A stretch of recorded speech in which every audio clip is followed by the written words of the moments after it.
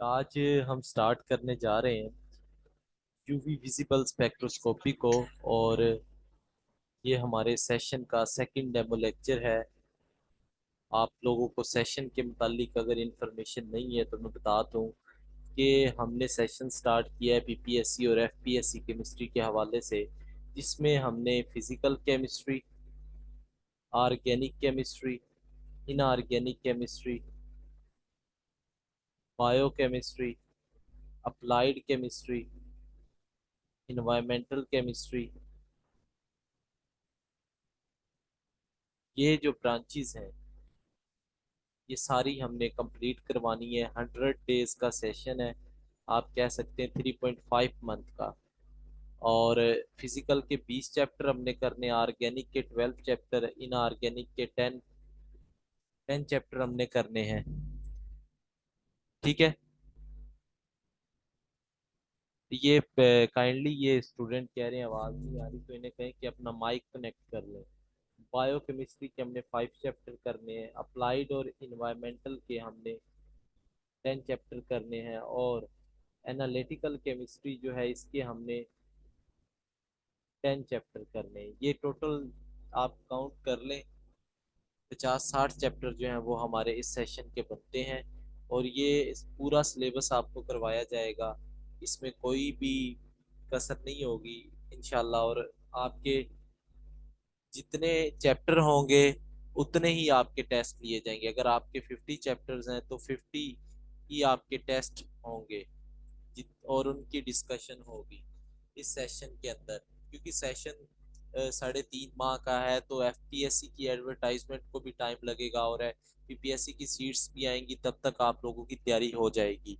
और इसकी फीस ज़्यादा नहीं है। अकॉर्डिंग टू सेशन अगर फीस देखी जाए तो बहुत ज़्यादा बन सकती है।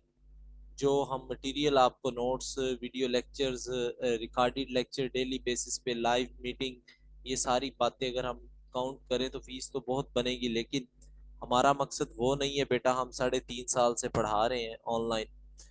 तो इसकी फीस है 3500 फॉर 100 डेज।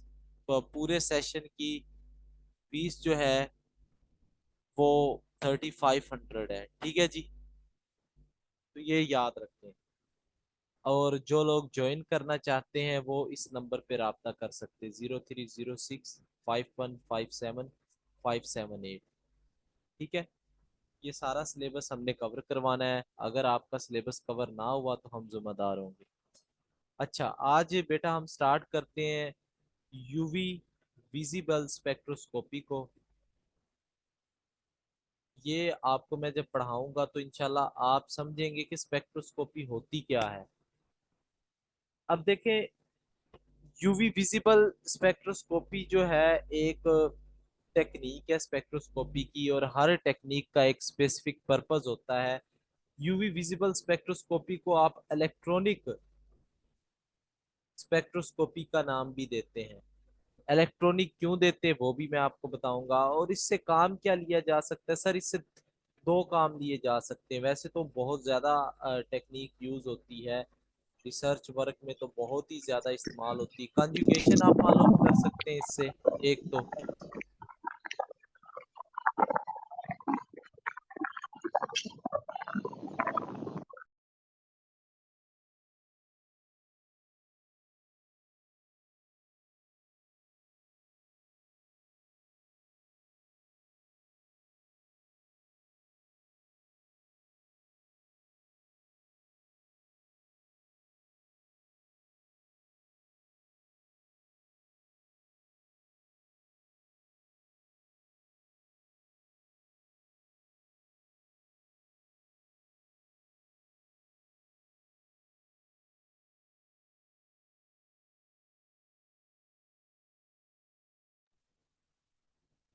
जी, अब आ रही आवाज़?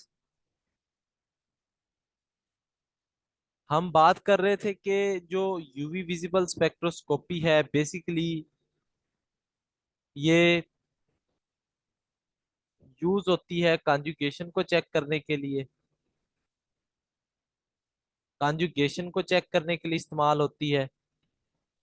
और दूसरा ये इसको इलेक्ट्रॉनिक ट्रांजिशन कहते हैं। वो क्यों कहते हैं मैं आपको बताऊंगा, इलेक्ट्रॉनिक। और तीसरा ये कंसंट्रेशन को चेक करने के लिए इस्तेमाल होती है, याद रखें। ये मेन इसका पर्पस होता है यूवी का। अब अगर हम इसके रीजन्स की बात करें यूवी की, तो मैं आपको बता देता हूँ। सबसे पहला जो रीजन होता है वो होता है वैक्यूम रीजन। फिर आपके पास आता है near or quartz region, near or quartz region. और फिर आपके पास आ जाता है विजिबल रीजन। अब इनकी रेंज में आपको बताता हूँ। वैक्यूम रीजन होता है 10 से लेकर 200 नैनोमीटर की जो रेंज होती है। और 200 से 400 की जो रेंज होती है वो नियर या क्वार्ट्स यूवी से बोलते हैं। और फिर 400 से लेकर 800 तक की जो रेंज होती है वो विजिबल की होती है, याद रखें। अब होता क्या है मैं आपको बताऊं, अगर आगे फर्दर इसकी टाइप्स भी मैं आपको बताता हूँ। सबसे पहले हम बात करते हैं वैक्यूम रीजन क्या होता है।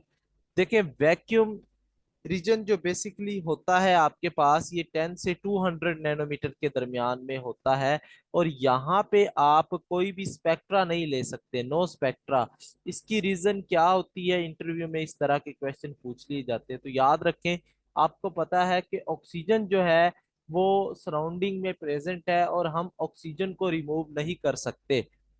ऑक्सीजन को रिमूव करने के लिए हमें वैक्यूम चाहिए, इसलिए इसका नाम वैक्यूम पड़ गया। वैक्यूम इसका नाम क्यों है, क्योंकि ऑक्सीजन को रिमूव करने के लिए हमें वैक्यूम वाला इंस्ट्रूमेंट चाहिए होता है, जो कि बहुत कॉस्टली होता है और यूवी के साथ वो अटैच होता है। अब क्या होता है कि लाइक आपने स्पेक्ट्रा लेना था एक कंपाउंड का जिसकी पीक आती थी ऐसे, यूवी में ऐसे पीक्स आती हैं, जिसकी पीक आती थी लाइक ऐसे आती थी यूवी में पीक। लेकिन आपने देखा कि इसकी जो रेंज आती है वो 100 पे आती है, 100 नैनोमीटर पे। तो क्या होगा, उसकी पीक में ऑक्सीजन की पीक्स भी मर्ज हो जाएंगी और आपको स्पेक्ट्रा क्लियर नहीं मिलेगा। तो ऑक्सीजन को रिमूव करवाना पड़ता है, इसलिए इसको वैक्यूम रीजन कहते हैं। ठीक हो गया। ये बेटा कह दें अपने माइक कनेक्ट कर लें जिनको वो आवाज नहीं आ रही। तो इसलिए इसको वैक्यूम रीजन कहते हैं। यूवी की फर्दर जो 3 रेंज होती है मैं आपको बताऊं, तो ये एमसीक्यूज में पूछ लिया जाता है। यूवी फार, फार यूवी जो होती है इसकी रेंज होती है 100 से लेकर 280 नैनोमीटर तक।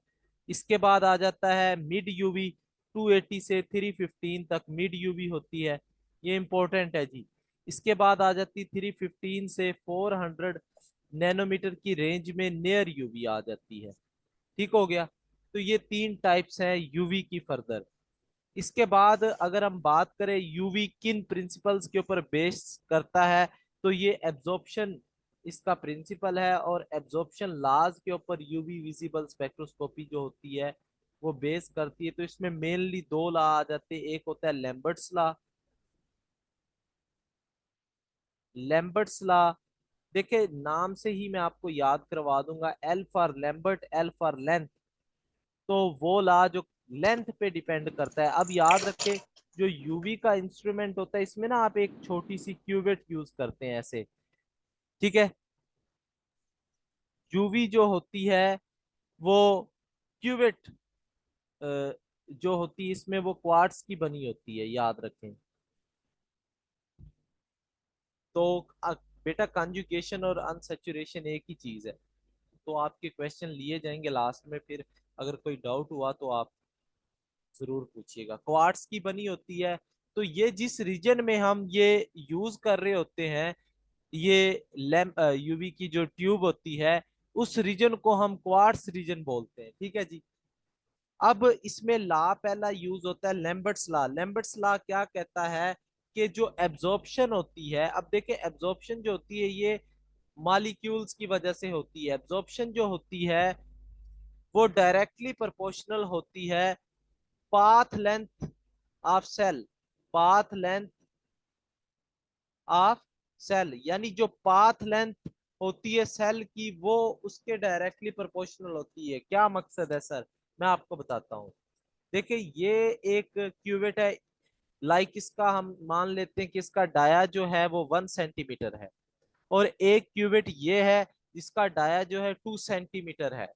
अब यकीन जाने कि इसमें जो मालिक्यूल की तादाद होगी वो कम होगी और इसमें ज्यादा होगी, और एक लाइन में होंगे मालिक्यूल्स, लेकिन इसमें ज्यादा ऊपर होंगे। चूंकि लाइट पड़ती है तो वो एक स्पेसिफिक रीजन में पड़ती है। अब जब लाइट पड़ेगी तो ये वाली जो सेल होगी वो ज्यादा लाइट को एब्जॉर्ब करेगी, क्योंकि इसकी पाथ लेंथ जो है वो ज्यादा है। तो ये लॉ होता है लैम्बर्ट्स लॉ कि एब्जॉर्बेंस जो होती है वो डायरेक्टली प्रोपोर्शनल होती है path length of the cell. ठीक हो गया। अब दूसरा लॉ आ जाता है बियर्स लॉ। बियर्स लॉ क्या कहता है कि जो एब्जॉर्प्शन होती है बेसिकली वो डायरेक्टली प्रोपोर्शनल होती है आपकी कंसंट्रेशन के। Absorption is directly proportional to concentration of molecules. ये तो सिंपल सी बात है बेटा। मैं आपको अगर एक्सप्लेन करूं कि आपके पास अगर 10 मॉलिक्यूल हैं, 10 मॉलिक्यूल्स हैं आपके पास एक सेल में, और दूसरे सेल में आपके पास 20 मॉलिक्यूल हैं, तो आपको पता चल जाएगा कि जो 20 मॉलिक्यूल है उनकी कंसंट्रेशन क्या है, ज्यादा है। तो ज्यादा कंसंट्रेशन वाली जो चीज होती है बेसिकली वो ज्यादा लाइट को एब्जॉर्ब करती है। तो दूसरा प्रिंसिपल सिंपल है कि एब्जॉर्प्शन जो होती है वो कंसंट्रेशन ऑफ मॉलिक्यूल्स के डायरेक्टली प्रोपोर्शनल होती है। अगर इन दोनों को कंबाइन कर दिया जाए तो बियर्स लैम्बर्ट लॉ बन जाएगा। वो क्या होता है मैं आपको बताता हूँ। बेटा ये इनसे कहें कि अपना माइक कनेक्ट कर लें, जिनको आवाज नहीं आ रही है टाइप कर दें। बियर्स लैम्बर्ट लॉ कहता है कि एब्जॉर्बेंस जो होती है वो डायरेक्टली प्रोपोर्शनल होती है पाथ लेंथ के और कंसंट्रेशन ऑफ सेल के। ये दो चीजें हैं। अब यहाँ से पीपीएससी वाले एमसीक्यूज पूछते हैं, और रिसेंटली पीपीएससी में पूछा भी गया था। अब इसको समझें आप। एब्जॉर्बेंस, ये प्रोपोर्शनैलिटी साइन को खत्म करेंगे तो ये आ जाएगा ई, इसे कह देते हैं। इसको मोलर एब्जॉर्बिटिविटी या मोलर एक्सटिंक्शन कोफिशिएंट कहते हैं। अब ये इसका काम क्या होता है मैं आपको बता देता हूँ। इसका फार्मूला आप पहले नोट कर लें। ये ऐसे होता है 1/CL log of I0/I। Basically बेटा ये जो है ये एब्जॉर्बेंस होती है। एब्जॉर्बेंस को ऐसे भी लिख देते हैं, मैं आपको बताता हूँ क्या होती है। सारे पैरामीटर्स को हम डिस्कस करते हैं। अब इसमें सी आ जो गया आ है, गया। सी जो है बेसिकली वो कंसंट्रेशन है, और ए जो है ये एब्जॉर्बेंस है, और एल जो है ये लेंथ है, पाथ लेंथ जिसे आप कहते हैं, और ई जो है ये एब्जॉर्बिटिविटी कांस्टेंट है। एब्जॉर्बिटिविटी कांस्टेंट होता है। ठीक हो गया। अब इनको हम फर्दर देख लेते हैं। अब पता है क्या है बात को, एब्जॉर्बेंस को आप ऐसे भी रिप्रेजेंट कर देते हैं log I0/I। एब्जॉर्बेंस ऐसे भी लिखी जाती है। देखिए क्या मतलब है। I0 जो होती है वो होती इंटेंसिटी ऑफ इंसिडेंट लाइट, जो लाइट फॉल करती है मैं आपको बताता हूँ। और आई जो होती है वो ट्रांसमिटेड लाइट की इंटेंसिटी होती है। क्या कहने का मकसद है सर, देखें ये आपके पास एक सेल था, इस पे ये वाली लाइट जो आती है इंस्ट्रूमेंट से इसको I0 कहते हैं। और कुछ लाइट जो होती है, कुछ जो लाइट होती है वो एब्जॉर्ब हो जाती है, और बाकी जो लाइट होती है वो ट्रांसमिट हो जाती है, इसको आई बोलते हैं। आई जो होती है ट्रांसमिटेड इंटेंसिटी होती है, याद रखें। आई क्या होती है, ट्रांसमिटेड इंटेंसिटी होती है। अब बात करते हैं ई की। ई हमें क्या बताता है, ई हमें क्या बताता है, ये बेसिकली आपको बताता है इंटेंसिटी ऑफ पीक। जो यूवी में पीक आती है उसकी इंटेंसिटी आपको बताता है। इंटेंसिटी ऑफ पीक ये बहुत ही ज्यादा यूजफुल होता है, याद रखें। और ये डिपेंड करता है लैम्डा मैक्सिमम के ऊपर। लैम्डा मैक्सिमम क्या है ये आगे का टॉपिक है, मैं आपको बता दूंगा। अब देखें बेटा, इसकी डेफिनेशन की बात करते हैं, बुक्स में ये एक्सप्लेन नहीं किया होता। अब देखते हैं। ये रिप्रेजेंट करता है how much light will be absorbed, कितनी लाइट एब्जॉर्ब्ड होगी by 1 centimetre of a dilute solution, 1 centimetre cell में जो डाइल्यूट सॉल्यूशन होता है वो कितनी लाइट को एब्जॉर्ब करेगा। लाइक ये आपके पास एक सेल है, इसकी पाथ लेंथ है 1 सेंटीमीटर, इसमें जो सोल्यूट है वो 1 लीटर है। हम मान लेते हैं कि सोल्यूट जो है वो 1 लीटर है, तो वो सोल्यूट कितनी लाइट को एब्जॉर्ब करेगा वो होता है जी मोलर एक्सटिंक्शन कोफिशिएंट या मोलर एब्जॉर्बिटिविटी, इसको कहते हैं। ठीक हो गया, तो अब आई थिंक आपको समझ आ जाएगी। अब इसके यूनिट्स निकाल लेते हैं, वो फार्मूले से ही आपको यूनिट्स इसके पता चल जाएंगे। देखें, ये फार्मूला आपने पढ़ा, एब्जॉर्बेंस। सर आपके पास एब्जॉर्बेंस का कोई यूनिट नहीं होता, क्यों नहीं होता, इसकी रीजन भी बताता हूँ। क्योंकि ऊपर भी इंटेंसिटी है, नीचे भी इंटेंसिटी है, एब्जॉर्बेंस का फार्मूला ये होता है। तो इंटेंसिटी का यूनिट और इस इंटेंसिटी का यूनिट कैंसिल हो जाएगा, तो सेम रेशो होने की वजह से उसका कोई यूनिट नहीं होता। अब इसका यूनिट निकाल सकते हैं आप, सी और एल। तो इसका जो बेटा यूनिट बन जाएगा आपके पास, इसको इधर रखें, ए, सी और एल। कंसंट्रेशन का यूनिट आपको पता है, ठीक है, और ये लेंथ का यूनिट भी आपको पता है। कंसंट्रेशन आपको पता है मोल पर डेसीमीटर क्यूब या मोल पर लीटर वगैरह। तो आपके पास ये ए ऊपर ही रहेगा, इसका कोई यूनिट नहीं होगा, लीटर, मोल, और नीचे आपके पास होगा सेंटीमीटर। तो अब इसको ऊपर ले जाएं तो ये बन जाएगा जी मोल पर लीटर पर मोल पर सेंटीमीटर। तो सर ये आपके पास एब्जॉर्बिटिविटी का यूनिट निकल कर आ जाएगा। ठीक है, अब अगर एब्जॉर्बेंस के फार्मूले की बात करें, याद रखें एब्जॉर्बेंस और ट्रांसमिटेंस एक दूसरे के इनवर्सली प्रोपोर्शनल होते हैं। लाइक जितनी ज्यादा एब्जॉर्बेंस होगी, मैं अगर मिसाल दूं, ये आई नॉट थी, इंटेंसिटी ऑफ इंसिडेंट लाइट यहाँ पे 100 मॉलिक्यूल थे, तो एब्जॉर्बेंस हुई अगर 70%, तो ट्रांसमिटेंस कितनी होगी, 30% होगी। तो आपको समझ आ जाएगी, अगर 80% एब्जॉर्बेंस होगी तो सर 20% ट्रांसमिटेंस होगी। तो ये एक दूसरे के इनवर्सली प्रोपोर्शनल है। अब एब्जॉर्बेंस का ये फार्मूला होता है आई नॉट ओवर आई। हम लॉग इसलिए लेते क्योंकि वैल्यूज बहुत छोटी होती है, उनको बड़ा बनाने के लिए हम लॉग ले लेते हैं। ठीक है, तो ट्रांसमिटेंस का फार्मूला हो जाएगा sir I over I not. ये एक दूसरे के इनवर्सली है, तो आप देखें ट्रांसमिटेंस इसके उल्ट होती है। तो ये मैंने आपको बता दिया। अब एक छोटा सा फार्मूला है जिसमें से क्वेश्चन पूछे जा सकते हैं, वो मैं आपको बताता हूँ। देखिए एब्जॉर्बेंस का फार्मूला ये था, लॉग आई नॉट ओवर आई। ठीक है, ये फार्मूला आपने एब्जॉर्बेंस का पढ़ा है। अब अगर हम बात करें, इसको ऐसे लिखें, आपको पता है लॉग का कानून ये कहता है कि अगर दो चीजें डिवाइड हो रही हैं, दो चीजें अगर डिवाइड हो रही हैं तो वो माइनस में लिखी जा सकती है, लॉग आई। और एक बात यहाँ पे मैं आपको क्लियर कर दूं, ये इंटेंसिटी ऑफ इंसिडेंट लाइट है, तो इंटेंसिटी जो होगी वो 100% होगी। इंसिडेंट लाइट जो होती है वो 100% आ रही होती है। तो हम यहाँ पे लिख सकते हैं कि A is equal to log 100 minus log I. तो लॉग 100 की वैल्यू कितनी आ जाएगी, 2।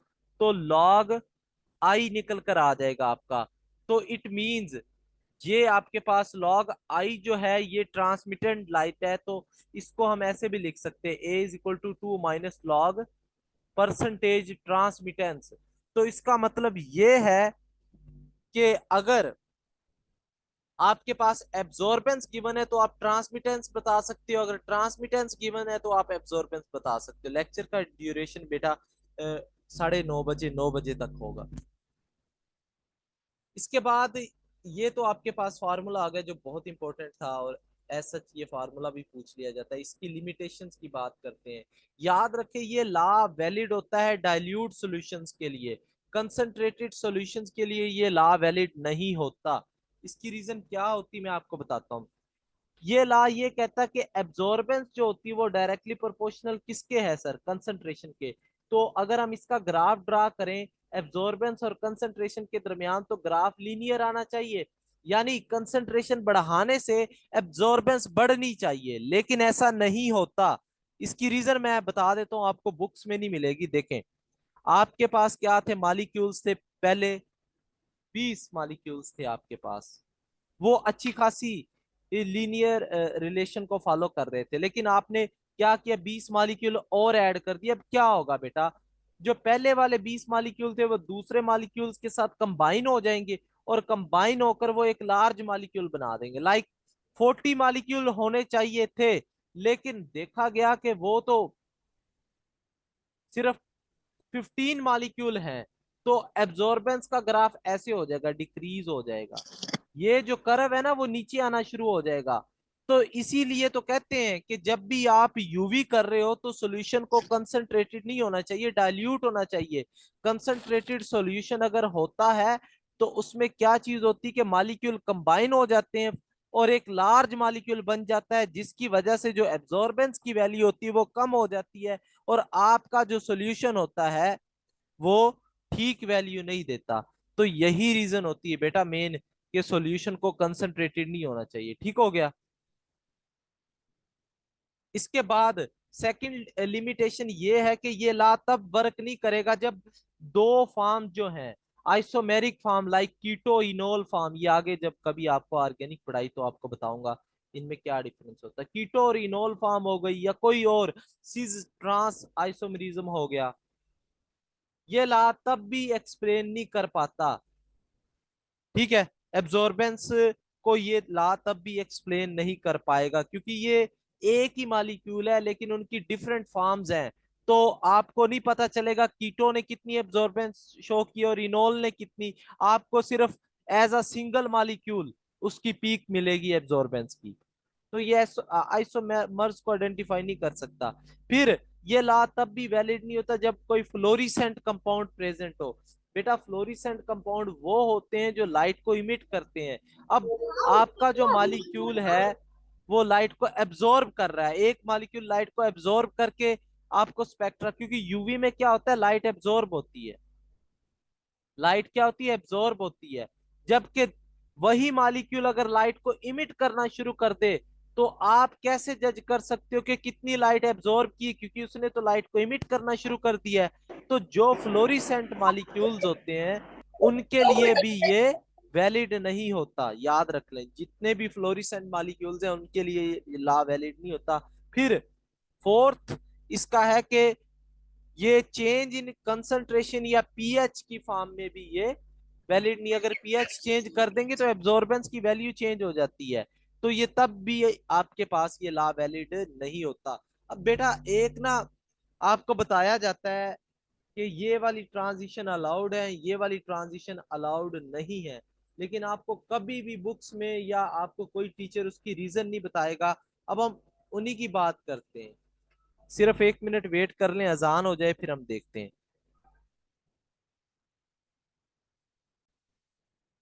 हम बात कर रहे थे कि सिलेक्शन रूल्स क्या होते हैं। बेसिकली ये आपको बुक्स में जस्ट बताई जाएंगी, ये ट्रांजिशन अलाउड है, ये फॉरबिडन है। मैं आपको आज बताता हूँ।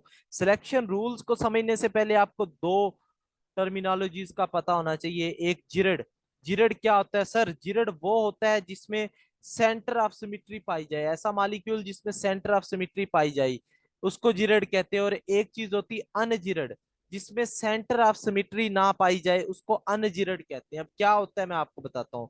देखिए सेंटर ऑफ सिमिट्री ये चीज होती है, याद रखें, कि एक मॉलिक्यूल है, अब इसमें सेंटर ऑफ सिमिट्री नहीं पाई जा रही, क्यों नहीं पाई जा रही, देखें ये सेंटर है, इसका सेंटर से ऊपर भी सेम मॉलिक्यूल होना चाहिए, सेंटर से नीचे भी सेम कंपाउंड लगा होना चाहिए, लेकिन दोनों जो है वो डिफरेंट है। तो ये इसमें सेंटर ऑफ सिमिट्री नहीं पाई जा रही। अब देख लें एक और चीज, मैं आपको मिसाल दूं, अगर ऐसे हो जाता ये कंपाउंड, तो अब जरा चेक करें, ये सेंटर मान लिया, सेंटर से ऊपर क्लोरीन लगा हुआ है, सेंटर से नीचे भी क्लोरीन लगा हुआ है, तो इसमें सेम डिस्टेंस पे लगे हुए, इनमें सेंटर ऑफ सिमिट्री, इधर भी हाइड्रोजन लगा हुआ है, इधर भी हाइड्रोजन। तो ऐसे मॉलिक्यूल जो होंगे वो जिरेड कहलाते हैं। ठीक है, अब मैं आपको आर्बिटाल की थोड़ी सी डिटेल बताता हूँ। अब एस आर्बिटाल जो होता है, आपने देखा इसके एक ही लोब होता है, पॉजिटिव साइन होता है। ये लोब बेसिकली वेव के पार्ट को बताता है, इसका सिर्फ पॉजिटिव साइन होता है। और जो पॉजिटिव साइन होता है वो चारों तरफ उसकी डायरेक्शन होती है। इट मींस कि इसको अगर सेंटर भी मान ले, ऊपर भी पॉजिटिव, नीचे भी पॉजिटिव, लेफ्ट भी पॉजिटिव, राइट भी पॉजिटिव, तो इसमें सेंटर ऑफ सिमिट्री पाई जाती है। तो ये आपके पास जिरड होता है। याद रखना है, जो एस आर्बिटाल होता है वो क्या होता है, जिरड होता है। ठीक हो गया। इसके बाद सेकंड आपके पास है पी आर्बिटाल। अगर इसकी बात करें तो इसकी शेप डंबल होती है, एक लोब में पॉजिटिव साइन होता है, दूसरे लोब में नेगेटिव साइन होता है। तो इसकी शेप ऐसे होती है, वेव नंबर इसका, वेव जो होती है ऐसे होती है। अब जरा बेटा गौर करें, ये सेंटर है इसका, सेंटर से ऊपर पॉजिटिव है, सेंटर से नीचे नेगेटिव है, तो इसमें तो सेंटर ऑफ सिमिट्री नहीं पाई जा रही। तो ये क्या होगा, पी जो होगा वो अनजिरड होगा। ये क्या होगा जी, अनजिरड होगा। इसके बाद डी की बात करें तो डी की शेप इस तरह से होती है। देखें यहां पे आपके पास जो है वो पॉजिटिव, यहाँ नेगेटिव, यहाँ नेगेटिव, यहाँ पॉजिटिव। अगर हम सेंटर मान ले, ये सेंटर से ऊपर नेगेटिव, सेंटर से नीचे भी नेगेटिव, सेंटर से नीचे पॉजिटिव, सेंटर से ऊपर भी पॉजिटिव, तो डी क्या हो गया, जिरड हो गया। सेंटर ऑफ सिमिट्री पाई जा रही है डी में। तो अगर मैं आपको याद रखने का तरीका बता दूं, एस पी डी एफ, तो एस जो होगा वो जिरड होगा, ये अनजिरड होगा, ये जिरड होगा और ये अनजिरड होगा। तो इस तरह से आप इनको क्या कर सकते हो, याद रख सकते हो। अभी आपने ये समझा कि जिरड और अनजिरड क्या चीजें होती हैं। अब हम बात करते हैं अटामिक ऑर्बिटल्स की, उनकी स्कीम भी समझते हैं कि जिरड और अनजिरड क्या होते हैं। देखिए दो तरह के इंटरफेरेंस होते हैं। एक आपके पास होता है कंस्ट्रक्टिव इंटरफेरेंस। कंस्ट्रक्टिव का मतलब आपको अस्सलाम पता वालेकुम चल सर। जानी, वालेकुम अस्सलाम। सर ये ऑर्बिट में जैसे आपने जिरेड और अनजिरेड समझाया, ये अगेन समझा दो। बेटा ये आप समझे, अभी आपको समझ आ जाएगी, क्वेश्चन एंड में आपसे लूंगा मैं। Okay sir. अब ये कंस्ट्रक्टिव इंटरफेरेंस क्या होता है कि दो वेव जो होती हैं ये बनती हैं आपस में। कंस्ट्रक्टिव का मतलब होता है कि दो वेव के क्रस्ट पार्ट या दो वेव के ट्रफ पार्ट आपस में मीट करते हैं और एक लार्ज इंटेंसिटी की वेव बना देते हैं। ऐसे एक बड़ी इंटेंसिटी की, ये क्रस्ट और ये क्रस्ट मिल गया, या छोटा करके इसको बता देते हैं ऐसे। जब बॉन्डिंग होती है तब कंस्ट्रक्टिव इंटरफेरेंस होता है ऐसे। बेटा ये हो गया कंस्ट्रक्टिव इंटरफेरेंस, ये क्रस्ट क्रस्ट से मिल गया, ट्रफ ट्रफ से मिल गया। अगर डिस्ट्रक्टिव इंटरफेरेंस की बात करेंगे तो ये ऐसे सीन होगा आपके पास डिस्ट्रक्टिव में, कि इसका क्रस्ट इसके ट्रफ से मिलेगा तो कोई वेव नहीं आएगी, क्योंकि इसने इसको कैंसिल कर दिया, इसने इसको कैंसिल कर दिया। तो इसमें आप कहते हैं एंटी बॉन्डिंग मॉलिक्यूलर ऑर्बिटल बन गया, और ये जो है ये बॉन्डिंग मॉलिक्यूलर ऑर्बिटल बन चुका है। ठीक हो गया। ऊपर वाला क्या है, बॉन्डिंग, और नीचे वाला क्या है, एंटी बॉन्डिंग मॉलिक्यूलर ऑर्बिटल बन गया। तो अब ऑर्बिटल की बात करते हैं। देखें पाई की बात करें अगर आप बॉन्डिंग मॉलिक्यूलर ऑर्बिटल में, तो बॉन्डिंग आपको पता है, जब पॉजिटिव साइन पॉजिटिव से मिलेगा और नेगेटिव साइन जब नेगेटिव से मिलेगा, तो इसका पॉजिटिव दूसरे के आर्बिटाल के पॉजिटिव से मिले और इसका नेगेटिव दूसरे आर्बिटाल के नेगेटिव से मिले, तब आप कहते हैं पाए बॉन्डिंग मॉलिक्यूलर आर्बिटाल बन चुका है। अब सर अगर मैं इसको सेंटर मान लूं और सेंटर से ऊपर देखूं पॉजिटिव, सेंटर से नीचे देखूं नेगेटिव, सेंटर से इधर नेगेटिव, सेंटर से ऊपर पॉजिटिव, तो आप लोग मुझे बताएं क्या ये जीरोड होगा या अनजीरोड जी, जल्दी से बता दे। अनजीरो। अनजीरोड होगा, क्योंकि इसमें सेंटर ऑफ सिमिट्री नहीं पाई जा रही। आप लोग तो समझदार हैं, पहली दफा ही आपने नया कॉन्सेप्ट समझ लिया है। इसके बाद है पाई स्टार की बात करते हैं। पाई स्टार में क्या होगा बेटा के पॉजिटिव नेगेटिव से, नेगेटिव पॉजिटिव से मिलेगा, तो इसका सेंटर ये मान ले, ये नेगेटिव, ये नेगेटिव, ये पॉजिटिव, ये पॉजिटिव। अब ये जीरोड होगा या अनजीरोड होगा, एंटी बॉन्डिंग जिरेड। जीरोड होगा। ठीक हो गया, तो दो याद हो गए आपको, बॉन्डिंग और एंटी बॉन्डिंग। अब सिग्मा की बात कर लेते हैं। देखें सिग्मा में क्या होगा, पॉजिटिव लोब और नेगेटिव लोब लोब मिलेंगे, फिर नेगेटिव और पॉजिटिव, ये बॉन्डिंग की बात कर रहे हैं।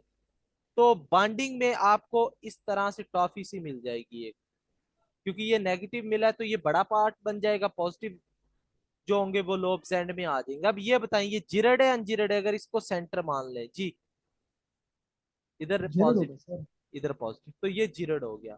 ठीक हो गया। और एंटी बॉन्डिंग सिग्मा की बात कर लें तो इसमें positive negative plus, positive negative. अब ये क्या होगा, इसमें तो कोई बॉन्ड ही नहीं बनेगा, तो ये क्या हो जाएगा, ये कैंसल ये कैंसल, तो ये क्या हो जाएगा जी, अनजीरोड हो जाएगा। तो अब मैं आपको ओवरऑल बता दूं, आपके पास पाई क्या था बेटा, अनजीरोड।